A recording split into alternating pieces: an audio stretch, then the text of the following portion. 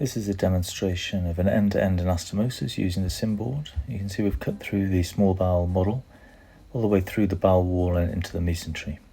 We're using some interrupted sutures. The first one is going to go on the mesenteric apex, so that's right down where the mesentery joins the bowel wall. We go from out to in and then in to out and then tie on the outside.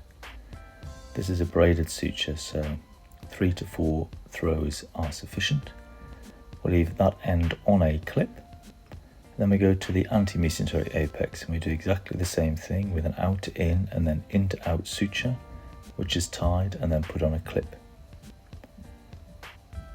This allows you to splay the bowel between the mesenteric apex and the anti-mesenteric apex, giving you two sides to secure with interrupted sutures.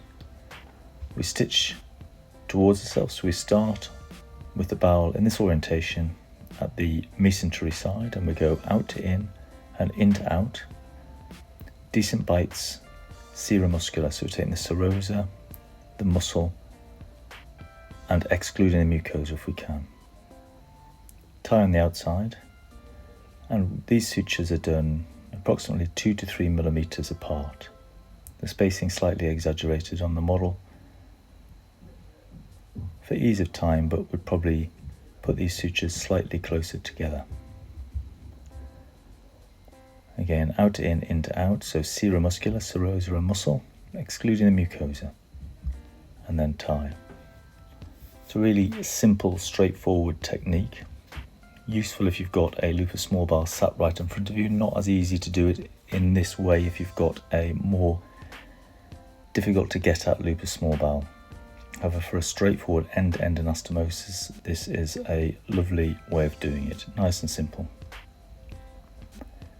As you make up as you make your way up the bowel wall, we're getting towards the apex that we've already secured, so the anti-mesenteric apex.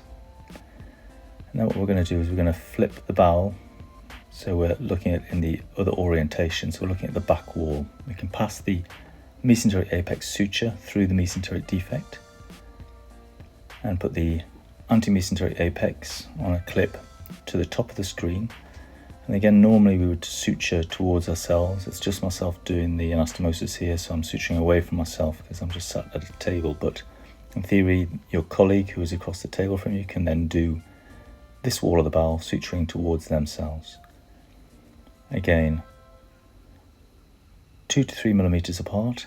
And the most important thing is you get a decent bite of muscle, which should be 2 to 3 millimeters in terms of the depth of the muscle that you're securing.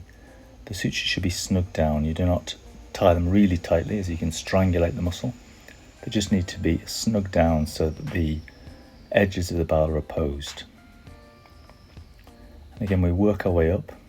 The bit of the bowel with a mesentery sort of hiding the bowel wall is a more difficult area to close, which we've just finished doing there. You just need to make sure that when you take a bit of mesentery, you get an adequate bite of muscle underneath it, as the muscle underneath the mesentery can be somewhat obscured. And we're making our way up to the anti-mesenteric apex. And then the final suture, we're just going to do a through and through to close the last defect. I'm using some forceps and a needle driver, and we're using an absorbable braided suture for this. You can use a monofilament absorbable if you like. And that's the anastomosis intact.